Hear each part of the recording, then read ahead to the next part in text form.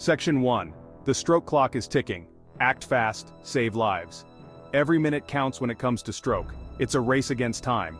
Brain cells are dying. Swift action is crucial. Recognizing stroke symptoms and seeking immediate medical attention can be the difference between life and death. Think fast. Facial drooping, arm weakness, speech difficulties, and time to call 911.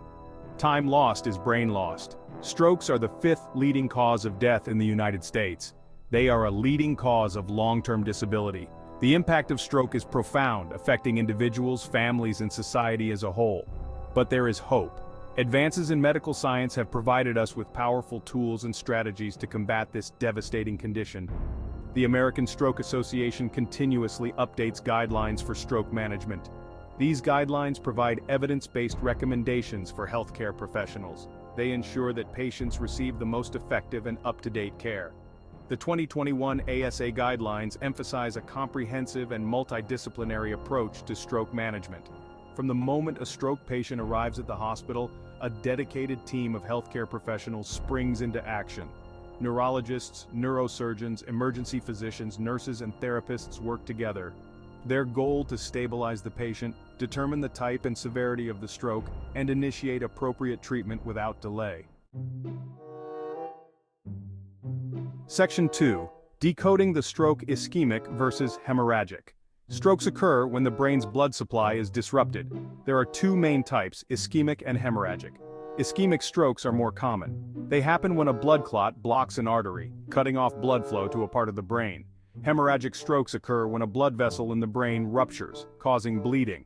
This bleeding compresses brain tissue, leading to damage. Rapid and accurate diagnosis is essential for determining the most effective treatment strategy. Imaging plays a crucial role in stroke diagnosis.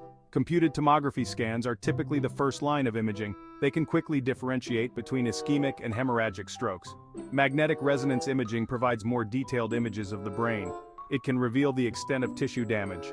Other diagnostic tools include electrocardiograms to check for heart rhythm abnormalities, blood tests to assess clotting factors and other markers, and carotid ultrasound to examine blood flow in the carotid arteries, which supply blood to the brain. Section 3. Turning the tide treatment strategies for ischemic stroke. Treating ischemic strokes focuses on restoring blood flow to the affected area of the brain as quickly as possible. Time is brain, and every minute counts.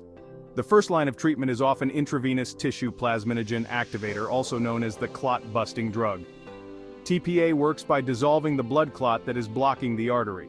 It can significantly improve outcomes if administered within a critical window of time, typically 4.5 hours from the onset of stroke symptoms. In some cases, TPA can be administered directly into the blocked artery through a minimally invasive procedure called endovascular thrombectomy. Endovascular thrombectomy involves threading a catheter through a blood vessel in the groin up to the blocked artery in the brain.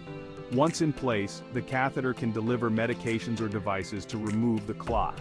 This procedure has revolutionized the treatment of acute ischemic stroke, particularly for large vessel occlusions.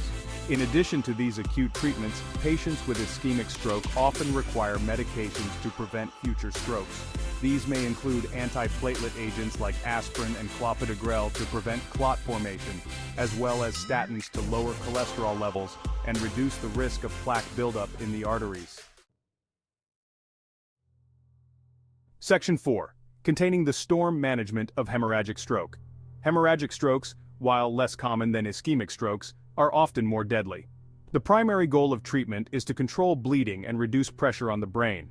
This may involve medications to lower blood pressure, control seizures, and prevent vasospasm.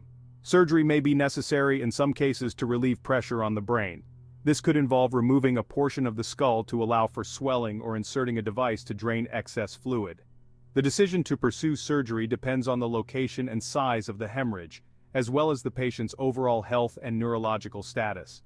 Following the acute phase of a hemorrhagic stroke, management focuses on preventing complications and supporting the brain's recovery. This may include close monitoring in an intensive care unit, medications to prevent seizures and control brain swelling, and rehabilitation therapies to address physical, cognitive, and speech impairments. Preventing future hemorrhagic strokes is crucial. This may involve controlling blood pressure, quitting smoking, limiting alcohol consumption, and maintaining a healthy weight.